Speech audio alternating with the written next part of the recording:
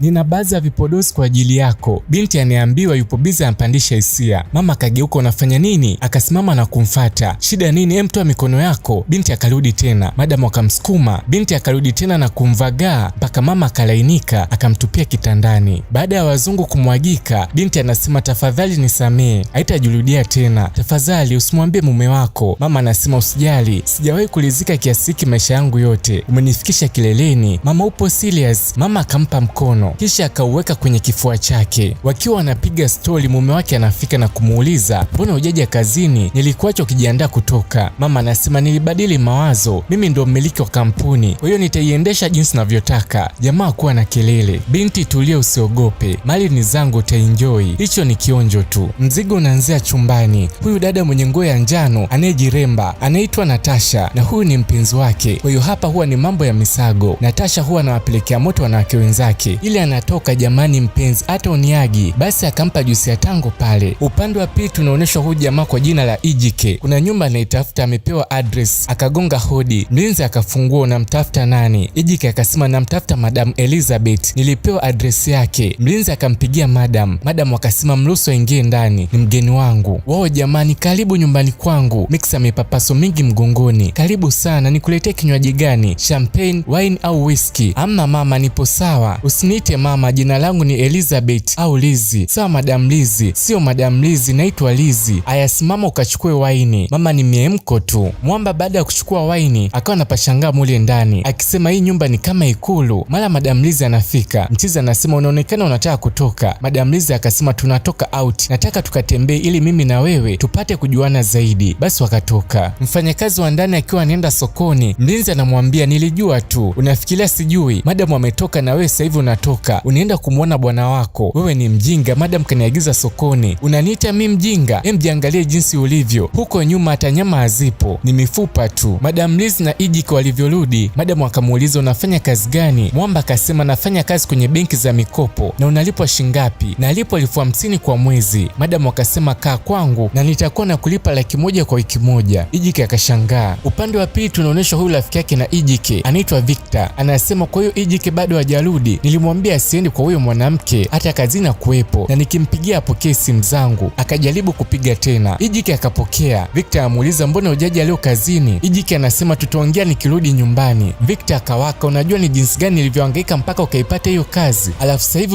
unaichezea. Sawa Victor, naelewa, nikija tutaongea. Nje mfanyakazi wa ndani kamletea mlinzi chakula. Mlinzi anasema sikitaki hicho chakula, nataka chakula chako cha huko chini. Kwa hiyo unatakiwa uende ndani uchanue miguu yako na tutachukua feni ya Madam Lizi ili tupulize tukiwa tunafanya. Mfanyakazi akakiweka chakula chini akasepa. Usiku ulipofika, jamaa anasema siwezi kulala hapa, kesho asubuhi natakiwa niamkie kazini, lakini si nimekuambia uiache hiyo kazi, nitakuwa na kulipa. Ijike akawa hataki. Madam Lizi akaanza kulia, nimekukosea nini? Au kukupenda ndio unataka uniumize kiasi hiki? Unataka uniache mpweke usiku wa manane? Ndugu Ijike ikabidi akubali. Wakiwa chumbani, Madam Lizi anamwambia unalalaje na nguo zivue, jisikie huru. Ijike anasema hapana, nilitakiwa kulala kwenye vyumba vya wageni. Madam Lizi anasema mpenzi, vyumba vya wageni kwa ajili ya wageni, mimi nakuona wewe kama mume wangu. Huku nako kuna utasa unapapaswa. Natasha na mpenzi wake wapo geto. Mpenzi, naogopa nitakuja kukupoteza. Natasha anasema usijali, siwezi kukuacha mpenzi. Kisha mambo ya misago yakaanza. Wazungu nao wakaandaliwa kutolewa, ni juisi ya tango tu mpaka milio ikaanza kusikika. Nyumbani Victor akapitiwa na usingizi akimsubiri rafiki yake Ijike. Akashtuka kuangalia muda ni saa 6 usiku. Akaanza kusema Ijike, angalia muda sasa. Ijike, nilikwambia lakini hukutaka kunisikiliza, au nimwambie mama yako? Akampigia tena simu. Ijike akapokea. Victor, nimelala huku, nitakupigia kesho. Akakata simu. Huo usiku Madam Lizi anasema Ijike, namtaka mwanaume atakayenipenda, tufunge naye ndoa. Nataka ni uonje utamu wa mapenzi. Namtaka mwanaume atakayeniita wake na nimmilikishe mali zangu zote. Nimeshapata kila kitu ninachokihitaji kama mwanamke, lakini isipokuwa upendo. Tafadhali nipende. Asubuhi Ijike karudi kwa rafiki yake Victor. Victor anasema Ijike, hujui unachokifanya. Kwa nini umeamua kuwa na huyo mwanamke mwenye umri mkubwa zaidi ya mama yako? Ijike anasema huyo mwanamke amesema atakuwa ananilipa 100,000 kila wiki na niache kazi ninayoifanya. Baadaye ndani kwenye jumba la dhahabu, Madam Lizi ana furaha. Ijike akafika na kumuuliza mbona umekaa kinyonge? Madam kimya. Basi Ijike akaanza kumwimbia pale na nini. Basi Madam akawa na tabasamu, penzi likazidi kunogeshwa. Basi wakasimama na kuanza kucheza mdogo mdogo. Usiku ulipofika, Madam Lizi akiwa amelala chumbani, usingizi hapati, anamwaza Ijike kichizi. Akachukua simu akaanza kutabasamu, Mixa kujinyonya kidole aking'ata kuota kucha akiangalia picha ya mchizi Ijike. Ijike naye akiwa nyumbani kwa rafiki yake Victor, kakaa sebuleni naye anamwaza Madam Liz. Anakumbuka jinsi walivyokuwa anaongea na nini hadi ile siku Madam Liz analia kwa ajili yake abaki kwake mpaka wakiwa chumbani. Mwamba usiku umekuwa mrefu kichizi. Akaukumbuka hadi ule usiku Madam Liz alivyosema kuwa anamtaka mwanaume atakayempenda, atakayefunga naye ndoa, na jinsi anavyotaka kuonja utamu wa mapenzi pamoja na mwanaume atakayemuita yeye ni wake na ammilikishe mali zake zote. Ndugu Ijike akawa anazunguka tu hapo sebuleni, mawazo ni mengi, usingizi hapati, akisema muda wa kufanya maamuzi ni sasa hivi. Asubuhi na mapema ndugu Ijike katia timu mjengoni. Madam Liz ni furaha tu. Umesema haujui jinsi ya kucheza drafti? Ijike akasema ndio sijui. Je, naweza kukufundisha? Ijike akakubali. Basi Madam Liz akawa anampa maelekezo pale jinsi ya kucheza mchezo huo wa drafti. Mida fulani wapendanao wawili wakawa wanapalilia penzi lao mpaka jingine linamwagikia. Unajua nakupenda pia. Ni lini tunaenda kumwona mama na kumwambia kuhusu mipango yetu ya harusi? Ijike akasema nishampigia mama na kumtaarifu tunaenda, lakini sikumwambia sababu. Leo akaja nyumbani, mama akawakaribisha ndani. Ijike anasema mama, nimekuja kumtambulisha mke wangu ajaye. Mama anasema hizo ni habari njema, lakini kwa nini umekuja na mama yake na sio mke wako? Ijike akasema mama, huyo ndo mke wangu mtarajiwa. Mama akasimama, Ijike njoo nje. Walivyotoka nje mama anasema Ijike, huyo mwanamke hakufai, au kisa unamuona na maziwa makubwa na wowowo ndio unajiona umemaliza? Ni bora uende ukamwambia aondoke kabisa kwenye nyumba yangu. Naona sasa hivi unaanza kuwapenda hadi bibi zako kisa wana maziwa makubwa na nyashi. Ijike akaja kumchukua Madam Liz. Madam Liz anauliza mama yuko wapi? Mama anatokea na kusema nani mama yako? Tena tokeni haraka, fanyeni haraka. Nani mama yako? Mama gani? Unataka unimamamishe uniue? Mwanamke unanizidi miaka 10 unaniita mama? Asubuhi Ijike anamfuata Madam Liz na kumuuliza mbona unaonekana upo sawa? Mama yako kanikataa, unategemea mimi niwe sawa? Usijali, nimeshamlipa mtu atakayesimama kama mzazi wangu siku ya harusi yetu na siku ya kwenda kuona wazazi wako. Basi wakala kumbato zito pale nyumbani. Mama anafua, anakuja mdogo wake na Ijike anaitwa Ebele, ametoka kwenye harusi ya Ijike na Madam Liz. Mama, kwenye harusi pesa zilikuwa zinarushwa fya, watu wazito walikuwa wanarusha pesa, eti pesa zilikuwa zinarushwa fya na bado umerudi mikono mitupu. Nitokee hapa. Usiku chumbani Madam Liz anamuita Ijike, mpenzi tafadhali njoo kitandani. Ijike anasema mpenzi, kuna kazi ya muhimu hapa nafanya, ni dili la milioni 250, nadhani unalikumbuka. Madam Liz anasema utafanya hiyo kazi baadaye, mwenzio na njaa. Madam akanyosha mikono. Leo mchana wamekaa sebuleni wanajadili kuhusu kupata mtoto na walienda kumwona daktari, ila majibu waliopewa ni kwamba Madam Liz hana uwezo wa kuzalisha mayai ya uzazi, hivyo hawezi kuzaa mtoto. Wakakubaliana kuwa wamtafute mtu ili Ijike ampe mimba awazalie mtoto. Siku inayofuata asubuhi, Natasha akiwa na pasha zake maeneo, mchizi wetu Ijike akawa anampa kampani, kisha akamsimamisha na kumwambia kuwa kuna biashara anataka wafanye. Natasha akauliza biashara gani? Ijike akasema biashara ya pesa. Basi Natasha akakubali, wakapiana namba pale. Natasha akaja kumwambia mpenzi wake kuwa kuna mchongo amepewa. Mwanzoni aliukataa, ila jamaa akaongeza maukoto, atampa milioni 4 kama kazi itafanyika. Basi Natasha akazamishwa mjengoni. Madam Liz akaja na kusema naamini wewe ni Natasha, nadhani mume wangu amesha kuelezea kila kitu, utaishi hapa na sisi kama ulivyoambiwa mpaka pale biashara yetu itakapoisha, na karibu sana, jisikie upo nyumbani. Usiku Natasha amekaa sebuleni. Ijike anafika na kumwambia unafanya nini sebuleni? Natasha anasema nipo naangalia movie. Mwamba anasema nimeingia chumbani kwako sijakukuta, tafadhali twende tukafanye kazi iliyokuleta. Basi wakazipanda ngazi kuelekea chumbani. Baadaye Ijike analalamika kichizi kama hayupo tayari kufanya hii kazi aondoke, kila muda nikimshika tufanye anaanza kulia kama mtoto. Huyo hamjafanya, tutafanyaje? Mtu analia, tafadhali ongea naye, kama hayupo tayari aondoke. Madam Liz akasema nitaongea naye nijue tatizo ni nini. Asubuhi ilipofika Madam Liz akamwita Natasha na kumwambia kuwa mume wangu analalamika haufanyi kazi iliyokuleta hapa. Natasha anasema sio kwamba sitaki kuifanya, ila tatizo mimi sijawahi. Kwa hiyo wewe ni bikra? Ndiyo mama, ila usikasirike, nitampa leo usiku. Madam akasema sawa. Usiku ulipofika Madam Liz anamwamsha Ijike na kumwambia kuwa aende chumbani kwa Natasha wakamwage wazungu. Ijike anasema nimechoka leo, nimefanya kazi sana ofisini, tutafanya hata kesho. Madam Liz kusikia hivyo akasema kama uendi kwake basi nipe mikunjo mimi. Akalianzisha pale. Mida ya asubuhi Natasha yupo anaongea na mpenzi wake, anamwambia nimekumisi, nimemisi michezo, nimezimisi hadi rangi za nguo zako za ndani. Ijike akatokea na kumwambia kuwa mke wangu anakuita, kuna baadhi ya vitu anataka kukupa, ukimaliza kuongea ukamuone. Mchizi akatoka na gari, nina baadhi ya vipodozi vizuri kwa ajili yako. Natasha yupo biza anampandisha hisia. Madam akageuka unafanya nini? Akasimama na kumfuata. Shida nini? Mtoa mikono yako. Natasha akarudi tena. Madam akamsukuma, akarudi na kumvaga mpaka Madam akalainika, akamtupia kitandani. Baada ya wazungu kumwagika, Natasha anasema mama tafadhali nisamee, haitajirudia tena, tafadhali usimwambie mume wako. Mama anasema usijali, tafadhali, sijawahi kulizika kiasi hiki maisha yangu yote, umenifikisha kileleni. Mama, upo serious? Mama akampa mkono kisha kauweka kwenye kifua chake. Wakiwa wanapiga stori, Ejike anafika na kumuuliza mbona hujaja kazini? Nilikuacha ukijiandaa kutoka. Madam Liz anasema nilibadili mawazo, mimi ndo mmiliki wa kampuni, kwa hiyo nitaiendesha jinsi ninavyotaka. Ejike hakuwa na kelele. Madam akasema binti, tulia, usiogope, mali ni zangu, utaenjoy. Usiku Ejike akawa na mawazo kichizi, inakuwaje madam akuja leo ofisini wakati alimwacha akiwa anajiandaa kutoka, na akakumbuka jinsi alivyosema kuwa alibadili mawazo yake na ile ni kampuni yake, taiendesha jinsi anavyotaka yeye. Ejike ni mawazo tu. Chumbani Madam Liz anakatikiwa viuno na Natasha. Madam ni kuvuta hisia tu, ile wanataka kulianzisha. Ejike akazama chumbani, wakavunga pale. Ejike akasema Natasha, twende tukafanye. Madam akasema mwache, Natasha atalala chumbani kwangu, wenenda ukalale kwenye vyumba vya wageni. Asubuhi inapofika Ejike anakuja na hasira, ulimaanisha nini kwa kile kitendo cha jana usiku? Madam anasema nilikuomba ukalale kwenye vyumba vya wageni, je kuna tatizo? Wewe ulioni tatizo? Unaniambia mume wako nikalale kwenye vyumba vya wageni alafu unalala na Natasha chumbani? Ejike akamwita Natasha na kumwambia kuwa nilikuleta hapa kwa ajili ya biashara, lakini sielewi mnachokifanya na mke wangu, na sijui mliongea nini na mke wangu mpaka akaniambia nikalale kwenye vyumba vya wageni. Basi mchizi Ejike akamchimba mikwala mikali pale Natasha kisha akasepa. Baadaye Natasha akiwa na mpapasa miguu Madam Liz, mara Ejike anatokea. Madam anamwambia Liz, relax,